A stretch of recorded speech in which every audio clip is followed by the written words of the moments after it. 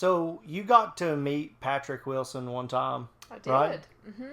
He came to close to our hometown. Some of his family is from there. Mm-hmm. And then he was filming for the Big Stone Gap movie. Yes. I think at that time. No, this was No? after that. He just so happened to be in town. Okay. Yeah. It's been a long time, but yeah, that's where he went. Was Big Stone Gap, Virginia, from the movie. And you had to work. And I had to work. And I'm a big fan of his. I'm a huge fan of Insidious, The Conjuring, Watchmen. Yes, he was in Watchmen. He was also in Aquaman. So I worked at the movie He was theater. in a bunch of stuff. And I was not working at this point, but my coworker told me that he walked into the movie theater, was just like, I don't know if he was like in town or I don't know, were maybe shooting for that film. No, that wouldn't make sense. But anyway, he just walked in and was like, hey, can I watch the trailer to my movie? And he was like, yeah, Absolutely. let me make that happen. And there's like, it's a very small town, like very small town. So it was a big deal whenever they were there, whenever they were shooting the movie, people were freaking out. So yeah, it was really cool. And he sang some songs with a local group that was there. And road, pray to God I see headlines. Made it down the cold, 17 hours, making me a bouquet of dogwood flowers, and I'm hoping for Riley to see my baby tonight. I know y'all know this song. So rock me, mama, like a wagon. I got to take a picture with him, and I printed off a picture for him to sign, and I printed off a picture where he just was like doing a photo shoot, looked nice and everything, and he signed it, and then I got one Chad printed off. Oh, yeah. And it was the Insidious picture, and he... No, the one where, like, the little red demon's over his shoulder. And he was just like, oh, nice. So he liked my photo Well, better. he said something about he looked fat in the one that I picked or something. He was I don't like, think he said he looked yeah, fat. you He said, was not fat. you said, oh, you picked my worst angle or something like that. Something like that, but not... Yeah. He's a thin man. But that is like the moment I was just so invested. Insidious is my favorite out of all of them, Dude. Honestly. I loved that idea. I was not prepared when I went to watch that at the movie theater. Yeah. But Insidious and like The Conjuring don't cross over. They're not the same Right. Yeah. like storyline. Like, it's just the same. yeah, but it's, the same director, same cast members pretty much Is it in a the lot same of ways. director? Yeah. Oh, okay. Yeah, I'm pretty sure it's like James Wan or something like that. Okay. But I love those. It's just the style. Even when they're not in the scary so creepy. places, it's creepy looking. Yeah. Like the tone, like the colors that they use and stuff like that. I don't know when this one comes out, Soon, but May, I think. I've always watched these in theaters. And Yeah. I think that when you watch a scary film in a movie theater, the experience is so much different. I think so. Because, like... Big screen on VR might be pretty I think interesting. it's just the sounds, because, like, Insidious, they had, like, what is it? Is it a violin? Oh, yeah. No, like... it's not. It's like some kind of crazy instrument. Oh. It's not like a regular instrument that they use to make those noises. Oh. It's like a specialized one. It was awful. And then I would be, like, going into work, and I had to work through, like, the projection booth, or go in through it, and it's, like, dark and creepy and, like, all dusty and stuff, and nobody's up there, and you could hear the movies going. So that one would be going, and I would just be like... Sorry, Shorty, I scared him. I would be, like, running through the projection booth trying to get to work because I was just freaked out. So there is a new Conjuring movie coming out. The Devil Made Me Do It, which is based on a true story. A murderer who claimed that possession made him kill a bunch of people. I don't know why. I'm starting to think that it's the Amityville horror stuff. I think that the Amityville horror thing, the guy was claiming that the devil made him do it, and right. I I think that may be what this is about. because Ed and Lorraine Warren, I think is their names, the two investigators, they right. were part of that. They were part of going to the house and all that after it went down and trying to prove that there was some malevolent. So I think this may be what that's about. I did not know that. So let's get into it. Yeah, let's check this one out.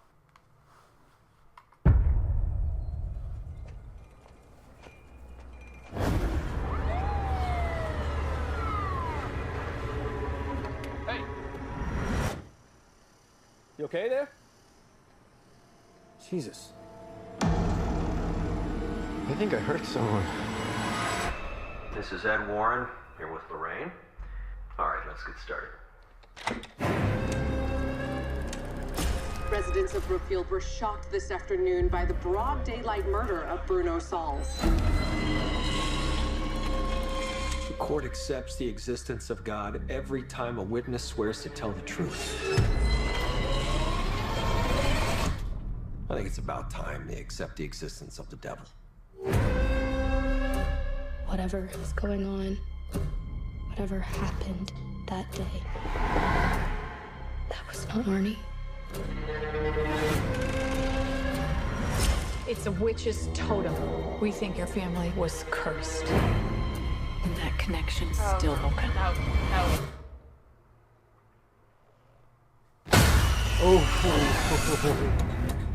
I'm only interested in reality. But I can see things that your people can't.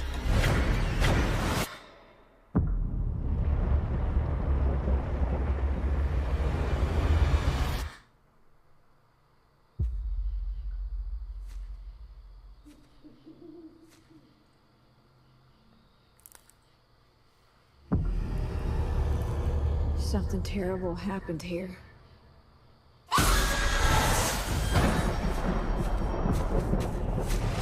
A master Satanist is not an adversary to be taken lightly. She's doing it again. She's reaching out to the darkness. Lorraine, you need to come back. Is saving him worth everything you have? Because that's what it may very well cost.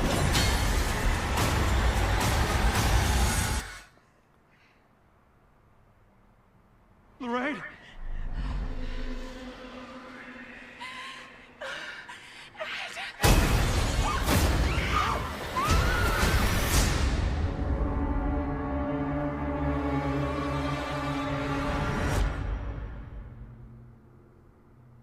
I don't think that clarified whether or not that was I don't think the that Amityville horror is. thing. Well, they were definitely involved in that. Well, can you look it up on your phone real quick? Yeah. So this is flickeringmyth.com, also super reliable. The Devil Made Me Do It case was one of the most high-profile paranormal occurrences that demonologists Ed and Lorraine Warren experienced shoulder to shoulder with Amityville haunting in 1976. So it happened like... So that one... 76, so Amityville was prior Yes. to. And then this happened in 1981. Well, I know that was one of the big ones where they went into a situation where they had that horrific murder and they had a guy who was claiming crazy stuff was going on in the house, and that's what drove him to do what he did, which is pretty much bludgeon everybody in his house to death. How do you go about having a trial and that be like, how do you prove that? Well, you know? Something happened. Like, I've had various jobs where I get to pretty much listen to YouTube videos constantly while I'm working, and it's either like true crime, paranormal stuff, like, or sports stuff like wrestling or whatever. But one of the things I listened to was a lot of interviews from Ed and Lorraine, and they were talking about how the Amityville horror situation was one of the ones where the police were witness to paranormal stuff while they were investigating, and the police admitted to the paper while we were there with them, really crazy stuff went down. Furniture was flying around the room. I don't even like talking about it because Yeah. I'm just like, oh, the green Yeah. screen behind me. No. I don't know. But that was the one where it got that kind of like in court situation with them. So that's why I was like, is it that? But You would think that if they were doing, I think this is their third movie, and they've been doing it for a long time. Like the first one came out a good while ago. yeah, They would go in that direction because people know that case, and there's already been a popular movie made they about bounce it. around the timeline, so it can't. I mean, they can do. You would just whatever. think that, like, if for marketing purposes, you would think that that's where Yeah. they would go toward. I don't know, but this one looks really cool. That creepy stuff in the woods when it goes like to nighttime, whenever Yeah. that was neat. Yeah. And they've not really had too much action stuff going on, so to see the cliff scene was neat, especially in broad daylight. It's usually near the creepy end when they're in the house or whatever. Yeah. Crazy stuff's going on, but This looks like it's more of a story kind of thing, and not like the first one was a lot of jump scares, which Yeah. gets me every time. But this one didn't look too scary to me. It Yeah. looked creepy, but it didn't look like extremely scary. What's like the scariest movie to you, like that you ever watched, or as if you were like a kid and it creeped you out? no, I was not a kid. But there was a documentary about the kid who survived the first BTK killing because he wasn't home, and he came home and his family was dead. Yeah. And it was him, like, as an adult, before they caught him, talking about how it impacted his life, how he felt like there was always someone after him and he could never be at peace and all this stuff. And then during the filming of that, they caught him. So you got to see, like, no hope. I mean, this was like the 70s when his family was murdered, to like 2011 or, you know, around that time, whenever they caught Dennis Rader. The reality of that came from seeing this guy, like, grieving over the fact that this will never be solved. And then it is solved, and it's like, who would expect this guy? And, you know, until the guy's dead, he can't feel safe and all this stuff. It was so scary because it made it so real. Yeah. Yeah. Yeah.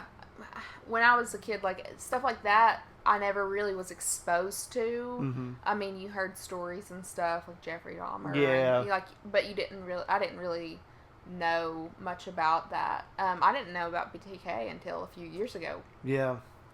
Terrifying. So, yeah, for me, it was more just like, well, Texas Chainsaw Massacre, loosely based. Right. But when I was like, maybe like 11 or 12, probably like 11 years old, I watched that at home by myself, and like the opening scene, like that just completely scarred me. And then like I was like, no, I need to watch the rest of this to see what happens. And I just absolutely shouldn't have, because like it's Not a just good one movie. of those like just gory, raunchy, like just Terrible. makes you feel bad juju stuff. Yeah. And then The Ring. That fucked me up for a long time. The Ring, though? And then I got my stepbrother to watch it, and he was younger than me, and it fucked him up for a really, really long time. Like, he could not walk by a TV at night. Yeah. I feel really Get bad out about of that. here. No, I would, like, constantly, like, I would be in bed if I have a TV in my room, I would imagine the Ring girl, like, doing her little fucking, I hate that. The fucking legs over the shoulders. I hate that so much. Yeah, tell us how you really feel, Nikki. I hate that. You scared of that? I'm like kind of scared right now.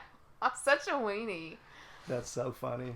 Yeah, my cousin Scotty used to lock me in rooms with like Jason or Freddy Krueger or Chucky movies playing. Chucky got me when I was a kid. Freddy Krueger creeped me out, and Jason never did anything for me. I thought Jason was cool as shit. And then I had like a counselor in elementary school who was like interviewing me for ADD and all this stuff. I was like, I love Jason.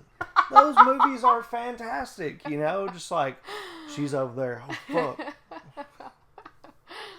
check this child's Yeah. backpack every time he walks Oh, in. I mean, they really did get a hold of my parents, or like he was telling us, you know, that he thought Jason was cool and Freddy Krueger was really cool and all this stuff. You were a boy in I was the in 90s. elementary school, yeah. Yeah. But they took it way serious. So I was just like, okay, Wow. all right. That's so funny. Sorry, guys. My friends and role models are all teenagers, and I'm 9 or younger, probably 7.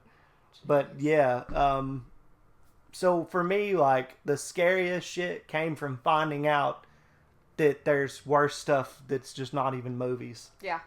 You know, and that led me into like fucking why, you know, or how, and how do you know, suss these people out and understand what makes them tick. So that's the scariest shit for me. All the other stuff, like Jason movies, to me would be so much better if they just like cut before people actually got killed or whatever, and didn't show like people getting thrown on hooks or stuff like that. Number one, I just don't want to see that. Number two, like, the imagination probably would do a better job. I'm glad that you've never watched any of the Saw movies. No, I've understood what was about to happen and walked out of one. Oh, yeah? Yeah, I was just like, this is why would I...